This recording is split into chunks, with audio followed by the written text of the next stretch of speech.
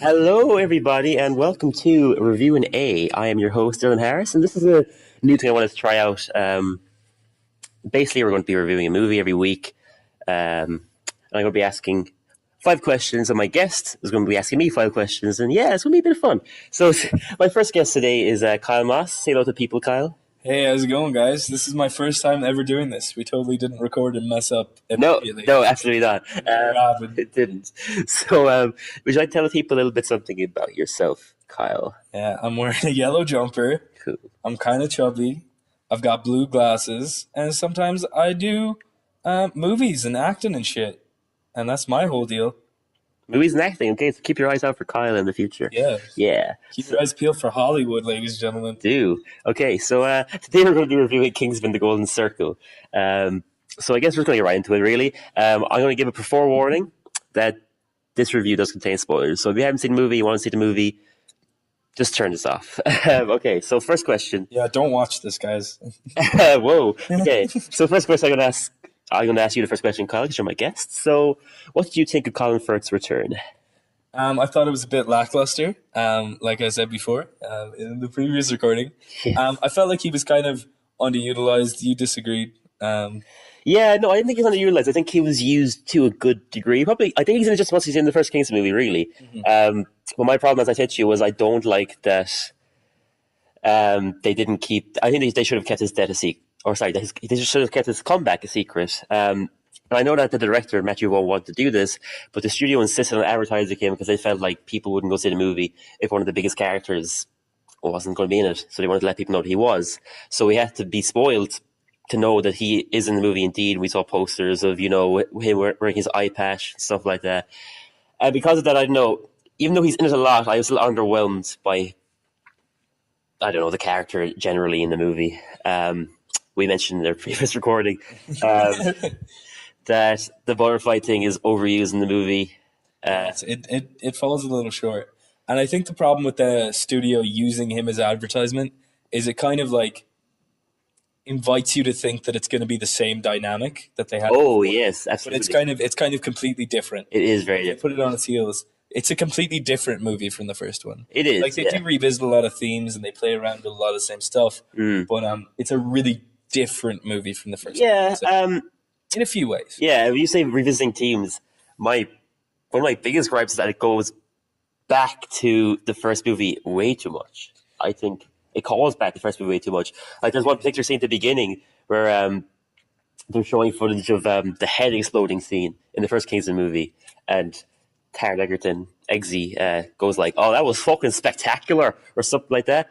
And I don't know, it was kind of like letting us know how great that movie is, and also kind of letting us know how great this movie isn't. You know what I mean? I think it kind of reminded us of the first one so much that we had no choice but to compare them. And the first movie is just, it's just kind of better. Yeah.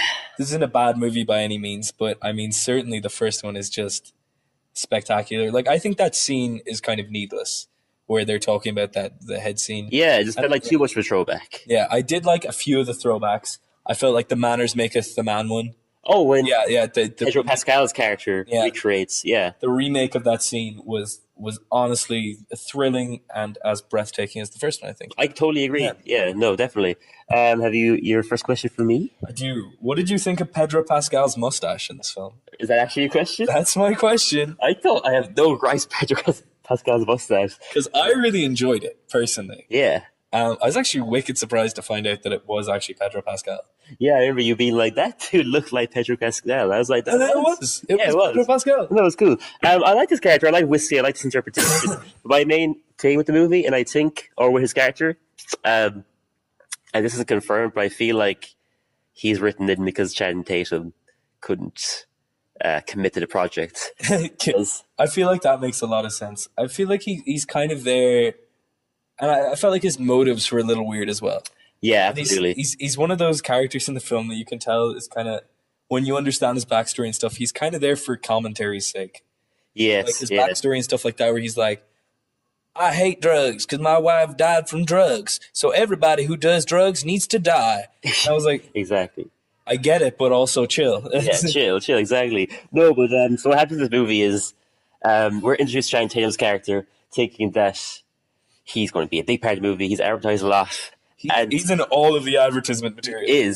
And then this drug that Julianne Moore's character is bringing out to the world, you get a disease from it, basically, and Channing Tatum gets that disease, and you don't really see him for the rest of the movie, apart from a couple of shots every now and again where he's, under operation by Halle Berry. Oh, yeah, he's in that freeze box, and I love that box because I just felt like Channing Tatum was like, all right, guys, I'm going to do another movie for a minute, and I'll be back towards the end of this film. Exactly, yeah. He was in the I'm doing another movie box. And he got the blue face disease as well because he was doing drugs, which isn't even alluded to at all. No. And then like afterwards they're like, he's kind of the resident party guy around here at Statesman. I was like, what the fuck are you talking about? I know, because I hadn't been like, if you had shown us footage of the character doing drugs beforehand, maybe we would believe just it. One scene, I'd be like, cool. Yeah, like, when he's interrogating Eggsy and Harry, or Eggsy and Merlin, if he was maybe smoking a joint or something while doing it, then anything, yeah. Yeah, exactly. He's a cowboy. Why is he doing yokes, mate? I just don't see it. I just don't see it. Like, because I get that he has, like, it's alluded to that he has a drinking problem, but never a drug problem. No. And, like, I'm not saying that he has a problem just because he did drugs one time, but it just felt weird. Yeah. Kind of forced. Yeah. Like, they were like, Channing Tatum was like, sorry, guys, I got to save the president from the falling clock tower 3. Yeah. And they were just like, okay, he's going to do drugs and be blue now. And not be in the movie, yeah. Exactly. I'm going to go on to the next question. I just wrote new characters. What do you think of new characters in this movie? I thought all of the new characters are really, really cool. Yeah. And kind of, I feel like this kind of touches back on an earlier point that all the callbacks and stuff kind of took away from it.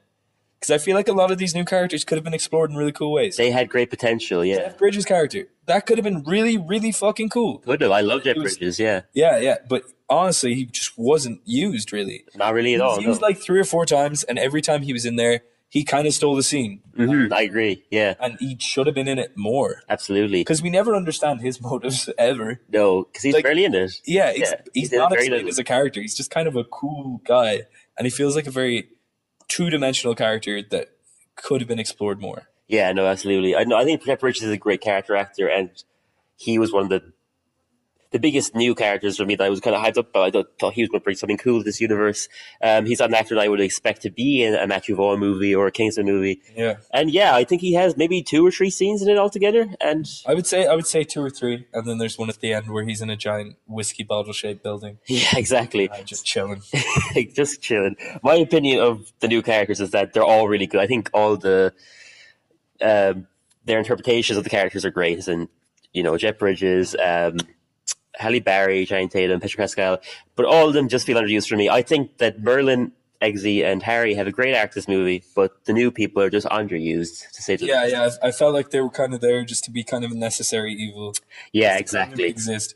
I liked Halle Berry's character, but honestly, in the end, she was kind of forgettable. Oh, very forgettable. Yeah, I totally agree. And she has this whole arc where she's kind of like, oh, I want to be a statesman, and what's his name? Merlin? No, the Pedro Pascal. Oh, Whiskey. I'm going to forget his name every time. That's okay.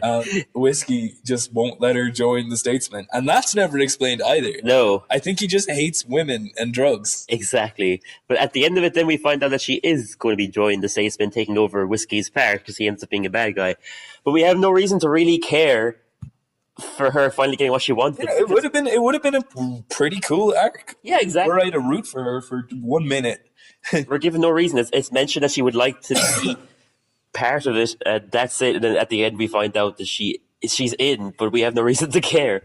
It would have been kind of interesting. This is kind of a weird one, but I feel like if Merlin and her had kind of a weird kind of romance arc, I feel like that would have been pretty cool. I was actually watching an interview with Matthew Vaughn. They actually had filmed scenes for Merlin and Halle Berry's character. That would have made relationship. Yeah. That would have made me invest in both of them so much more. And Matthew Vaughn actually said that he was very upset that the studio made him cut those scenes. Matthew Vaughn hates studios, man. It's understandable. I think he's the main reason. I think the studio is the main reason this movie's not great, more so than him as a director. What's your next question for me? My question here is, why do the cars look so bad? So, like, my big gripe with this film was, like, a lot of, like, the special effects were fantastically done. The fight scenes were so interesting and gripping to watch. And, like, all the CGI was done so well. Like, this guy had a wicked cool, like, metal arm, and it's, like, really cool looking. Yeah. And then, like, the car behind him just looks like shit. There's a lot of green screen stuff going on. Yeah. There's a lot of high fantasy and sort of high fiction elements that are going on in the special effects. And they work really well, but then it seems that they just, like, poured all their budget on the cool shit, and the cars just look like garbage. Exactly. They really do. Like, there's this scene at the beginning where Eggsy's driving around London, and the cars just look like ass. And it's such a weird gripe. The first scene, right? Yeah. Yeah. I totally, when he was driving down the street, and there's this weird kind of drone shot, and I was like, they just don't look real.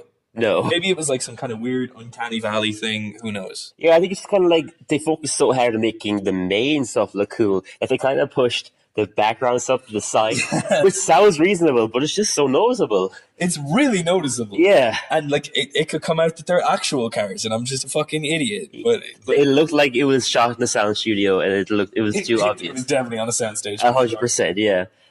My next question for you is Julianne Moore. What did you think of her as a villain? She's so fucking annoying. Yeah, you found her annoying? I found her so annoying. Yeah. I liked her character, and I thought it was kind of cool that she was kind of this like weird sociopath, this kind of large and in charge woman. She's a businesswoman, and they kept trying to like push this agenda of like she's mentally unstable, but she's so good at business. Yes, yeah. And I was like, I just don't buy it. No. Yeah. Yeah, my opinion on her is that I don't know, I thought she was interesting as a villain. Nowhere near what Samuel Jackson was in the first movie for me. I don't think she got enough time either. She didn't do very much. She was a very inactive villain. She's in. That's true, actually. Yeah. She kind of just like sets up the main plot and sits back. Mm-hmm. And like that's kind of what Samuel L. Jackson did too. But I felt like in those small moments, like Samuel L. Jackson had us really like there. Absolutely. We do see Samuel Jackson more during the first movie. We have that big fight out between him and Eggsy at the end. Whereas with Julianne Moore, it's just Eggsy and Harry and her character, whose name I can't remember, talking to each other. And Mrs. Drugs. yeah, he talks her into taking a drug and she dies, and fantastic. Yeah, and all her scenes are like set in a diner that she made for herself because she has this big island. It's kind of cool, but It's kind of cool. it didn't do very much for me. All the diner scenes are like meh, apart from the fight at the end. Yeah, no, I think the fight was really cool. That's the whole deal. Like all the action in this film is so cool. Spare like a few gripes. Absolutely. Elton John's also in this movie. He steals the fucking show. Seals the show, yeah. He's the best character in that film. Elton John And I'm playing happy himself. saying it. Yeah, I didn't think I'd walk out of this movie. I didn't know he's in it, so I didn't think I'd be walking out ever of any movie saying Elton John was best part. But yeah, Elton John was best part of this movie. It was so weird as well because like he's not an actor, and you could so tell he was acting. Yeah, Like he's not a fantastic actor in it, but I think it's the fact that it's so forced and weird. His performance makes it work. It works so well. It doesn't take you out of it. It No. just like engages you. He had an amazing character arc. he did. Just hearing Elton John say "fuck you" in so many occasions was just Fuck enough. you. Yeah, that was just enough for me to be entertained. Honestly, every time he said it, I laughed out loud, and I wasn't ashamed of it. What's your next question for me, Kyle? What is with the emphasis on butt stuff in these films? What stuff? Is there a lot of butt stuff in this movie? Yeah, it was a callback to the first film. You remember how Eggsy saves the princess and she's like, Yeah. "You save me, we can do butt stuff." Oh, I remember that in the first movie, but is there And more? then she says it again in the second one, and I was like, I get it. She said it, really, it was just really uncomfortable. I guess, again, that's more so of a throwback to the first movie, which there are way too much of in this movie. I'm I sorry. actually forgot about a scene that ties into this quite well. Yeah. You remember the dick scene in The Pussy? Oh, yeah, in I this for- movie. In I the said Glastonbury- that in the weirdest way I possibly could. in the Glastonbury Festival. Yeah, that was such a cool scene, but it was kind of dumb and unnecessary, I guess. Yeah, I think, again, that's like Matthew Vaughn trying to be controversial. He likes to have like one scene every movie where he's controversial, so obviously in the last movie, it was the butt stuff. Kick-Ass 2. In Kick-Ass 1, it's having Chloe Grace Moretz say the C word when she's like 10 or something. He always has that kind of moment in his movies. I do think that was... that makes sense to me. Yeah. That moment seemed like very out of place. In fact, It was out of place. in fact, one of our friends actually left the theater upon seeing the scene. Who's that? It was Plumber. Oh, okay. I think he went for a piss and didn't come back. That's interesting. I think that's when he took off. I might be wrong. Fact check me on that. I will. I'll fact check you later. I don't think anyone cares who we're talking about right now. That's okay. Yeah. So yeah. Sorry. Next question for you. We've talked about it already. If you want to say any more, did you find it true back to the first movie too much? Yeah, I feel like we talked about that already, but yeah, I feel like it did. Like a lot of them were quite tasteful, I have to say. But there's one or two that are just so over the head. Like especially that scene with Samuel L. Jackson where they're looking at like a video of him and the head's blown up. Oh yeah, you're seeing the same scene from the first movie. Yeah. And it's just unnecessary. I think the worst sequels. I'm not saying this is the worst sequel I've ever seen. I'm saying it's one of them because it's not. It's not that bad of a sequel. But I do think a bad sign of a sequel is that they're actually showing footage from the first movie. I think so. It was actual footage from the first movie. Like I remember in Dumb and Dumber 2, which is a horrendous sequel. The best part of that movie is at the end when they're showing clips from the first movie. You know, that's never a sign of a good sequel. It was just a bit fucking much all the time. Yes, they're kind of. It just reminds you that this is a different movie, but it feels. I feel like that was the studio. Absolutely. I feel like that wasn't Matthew Vaughn. I don't think that's in his nature. I feel like the studio was like, hey, they liked the first film, talk about that. Yeah. And they just did a lot. Sure. Who knows? Yeah. Or even the scene when Eggsy's trying to get Harry to, get his memory back, and it's showing back to him having to shoot the dog in the first movie. Yeah, shoot the dog, Michael Caine's character. There's just so many moments where it's like, they're also the worst moments for me because they're actually just not very good scenes when they throw back to the other movie. Not because of that they're throwing back to the other movie, because they're actually not very good scenes. Yeah, I actually did enjoy that scene, and it made sense that Really? that was the one that kind of brought him back. Okay. Yeah, I felt it did make sense. Yeah, you. it made sense within like the universe that they would do two things that happened to Kingsman to jog his memory. Like they also try and like drown him and have him find a way out. Yeah. If you remember that. I do remember that, yeah. Character. Also a throwback. Yeah, also a throwback. Too much, yes. Yeah, but I feel like that's kind of because of his whole ailment where he has to remember things. Yeah, we have to remember that Harry did go through the same process as Eggsy goes through in the first movie, so it was kind of interesting to see that, yeah. It kind of sullied it, I feel. Yeah. Especially the shooting the dog one. That one in particular, I felt like that's such a powerful and cool scene from the first one. And then True. Just kind of throwing back to it at this point was like a bit disrespectful, which is weird. Yeah, I agree with you. Even bringing him back is a little disrespectful. To the franchise. Yeah, but I think I would like this movie less if Colin Firth wasn't in it, if I'm being entirely honest. I think so too. I do think he's great in it. I have no gripes with his performance. I think Merlin is the best character in this. I agree. I think he has the best arc. Easily. His final scene got to me really much. Yeah. But then he says in an interview that he thinks it's likely that he'll be back for the third movie. And it's like, I don't like this universe, it takes away so much that even after a character being exploded, like into pieces, that somehow you can still bring them back, Yeah. that bothers me. Yeah, that was one of the things as well. There was this massive, what I like to call the MacGuffin gel. Yes. From Statesman. And they're like, anybody gets hit in the head, we put this gel on them. Even though there was a bullet in their skull, it'll stop the bullet, and then they're fine. And they're back to and it was just like all the fucking time. They use it all the fucking time. Oh yes, too much. People get shot in the head, and it's like not a big deal. No, it's like the stakes are no longer risen when there's just a really easy way for these characters to be brought back to life, because that's supposed to be our main fear in an adventure film, is that these characters might not make it out alive. But we now have. What did you call it? MacGuffin? The MacGuffin gel. MacGuffin gel. Yeah, that just brings people back to life. So why am I to be worried about these characters if as soon as maybe Eggsy or Harry or someone gets shot again, they're going to be able to bring them back to life? So that bothers me. So what's your next question for me, Kyle? Why the fuck does she keep making people eat people? Oh, yes, yeah. So there's like a cannibalism thing going on in Julianne Moore's character. And that's never really explained, that she, for some reason, is into cannibalism. Well, it's kind of like, it's alluded to that it's kind of this like big power play. Yeah. And one of the things as well is when they go in the shredder, it's so not believable. You can just tell that it's a mannequin on top of like a bunch of drills. And like it just comes out with this like perfect burger. This perfect The burger looked good. There's no denying that. Yeah, and it was this. Yeah. It was just kind of dumb and unnecessary. I think it would have been better if perhaps, like they were kind of taken away somewhere. Yeah. And then they were killed, and then she kind of explained it to them as they were eating, and she was like, that's your buddy you're eating. Exactly, yeah, but I she think just that kind of would've been more smiles. She just smiles, watches the guy eat the burger. Yeah, Yeah, and that scene was kind of funny actually. That guy was really funny. yeah. I found it unpleasant to watch. I had no gripes with that guy. He was funny, but I Yeah, didn't. It was unpleasant to watch him eat that burger, even though it did look good. it looked like a tasty ass burger. It looked nice. They Yeah, make humans look so good in this movie, guys. they do I will indeed. eat any man after seeing this film. This Okay. film is pro cannibalism, pro cannabis, and pro Colin Firth. Yeah, So very much. be So. down to clown. My final question for you, Kyle, is how does this movie hold up for you as a sequel? So I came out of it thinking, wow, they really did a good job. I had like 2 or 3 gripes with it, two Yeah. or 3 specific gripes.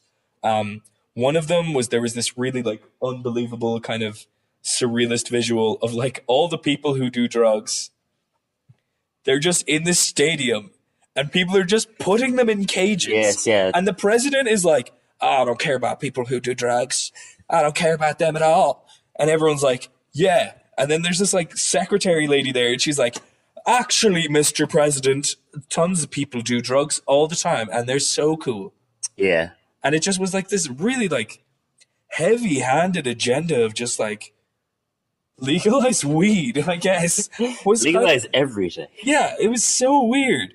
And I think one of Eggsy's friends was smoking crack real casually at one point. Yeah, yeah. And we see that character go through the blue face disease and stuff like that. And yeah, that arc wasn't for me. I didn't like that they kept throwing back to Eggsy's random friend, who I did not care about. Yeah, we didn't care about him in the first one. Yeah, why would I think that scene where he had like kind of where he brings the girlfriend over and he has dinner with them or whatever, Yeah, or he's just chilling, having a few drinks and stuff having like a few that. drinks, yeah. That was really cool seeing like Kingsman Eggsy kind of revert back to like Who he was in the first who he movie. was in the first At the movie. very start, yeah. And that didn't feel like a callback.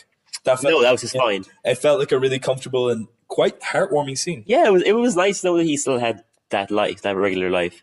And it was also kind of I loved the whole arc with the princess. I thought it was cool. That was a clever device. Having like, you know, Eggsy go into royalty and stuff was cool. That was actually quite cool as well. I did Yeah. find that romance a little weird. Yeah. Because I felt like it made sense that their like romance went on, but it's one that we're not very invested in. No, I agree. I did become invested in it in the course of this film, Yeah. but since she only appeared at the end of the first film, I just figured she'd be a one-off. True. I felt like it would have been more compelling if he had like kind of a weird romance with his best friend Kingsman. Because I just Yeah, like her who as a was character. killed off. She was like nobody else. Yeah. She was Michael Caine's character too. Michael Caine is just like fuck, and then he explodes. Michael Gambon. Michael. Oh, it is Michael Gambon. Michael Caine's in the other movie, yeah. Yeah, sorry, my bad. No problem. Yeah, there was a bunch of like really flippantly killing off people, but it's okay. They're all coming back for the third one. Probably. It's What's your final question for me, Kyle? why is everyone so chill with the blue veins? How'd you mean chill? So basically, like the premise of this film is that Julianne Moore's character is giving people drugs, and when you take these drugs, they're like poisoned with blue veins, Yeah. and like they start getting stiff and start going crazy, Yeah, yeah. and like eventually she kind of like her whole ploy is to blackmail the government into buying the antidote, Uh-huh. and she has kind of immunity. But people are on Instagram and they're just like hashtag blue veins, Oh, yeah. and I'm like, you just did enough ketamine to kill a man. Why are you in such a good mood that you have giant blue veins all over your face? I think that's just the thing that's alluded at the start of the movie, showing that they had no idea what was going on. I think there's a big deal made about it later on. Yeah, when they're all like chilling as statues. But then Yeah, even when true. that starts happening, people are kind of cool with it. There's not really any particularly emotional scenes about it. Yeah. Like when Eggsy's friend is, after smoking some crack, Uh, popping some rocks, he turns into like the statue and his buddy's just poking him like, you alright, bro? Are you alright? Yeah, yeah. It's like stupid. No, it is dumb. Yeah, definitely. And we see like a scene where like there's like a dancing part of it where you just can't stop dancing. We see Channing Tatum in like blue spandex do a little dance, and as funny as that is, it's just like what is happening? You got Channing Tatum do a little dance before he went off to make Logan Lucky or whatever it was that he was doing instead of doing this movie. That's so true. It's literally like they were like, okay, we're taking him out of he has to do another movie machine so he can do a little dance for us. Yeah. That's totally what it felt like. Dance, monkey, dance! As funny as it was, that's how it felt. I do like that bit, though. I would not change. That was a funny bit. Yeah, it was funny. It caught me off guard. I was very entertained to see Channing Tatum dance, I'm not going to lie. Yeah. So I'm just going to wrap this up now. I'm going to give my final verdict and I'll let you do yours. So For me, even though I'm judging quite a bit, I actually have a fun time seeing Kingsman: The Golden Circle. I don't think it's as bad as people are making it out to be. It currently has 50% on Rotten Tomatoes. I don't think it's that bad. I think it's a solid sequel. I think it's fun. I think it's enjoyable. I think it's one that I'll probably prefer on a second viewing because I won't be judging it as much. I won't be judging it or comparing it as much to the first movie. But I do still have the gripes that it throws back to the first movie too much. And it just isn't as good. And I think that if a sequel should be able to stand on its own, and it doesn't. You can't see this movie without having seen the first Kingsman, and that's an issue for me. I think you should be able to watch them in any order, like a Bond movie, you know. But that's just not the case with this. So my final verdict on Kingsman: The Golden Circle is I give it an 8 out of 10. You, Kyle? Okay, so for me, I have kind of the same sentiment. It's a fun movie that gets worse the more you think about it. Yes. Is really how it happened with me. I came out of that film really enjoying it, and then kind of as I let it sink in and I thought about it more, there were a lot of bits that really annoyed me throughout the course of it. But otherwise, honestly, I think I'm sitting at a 7 out of 10. 7 out of 10. 7 out of 10, and I think I'm cutting it a break because it was a really fun, enjoyable action movie, and I don't think it promised anything more. True. So for me, it did what it meant to, It did. Okay, yeah. 8 out of 10, 7 out of 10. Cool. Thank you guys for joining us. If I want to, if I feel like this went well, I don't know. We'll see how things go. I might do it again sometime with another guest there. Maybe Kyle again. Kyle might come back. Probably me again. It'll probably be Kyle every episode. Yeah. I have a feeling. Okay, guys. Thank you. Goodbye. Catch you later, kids.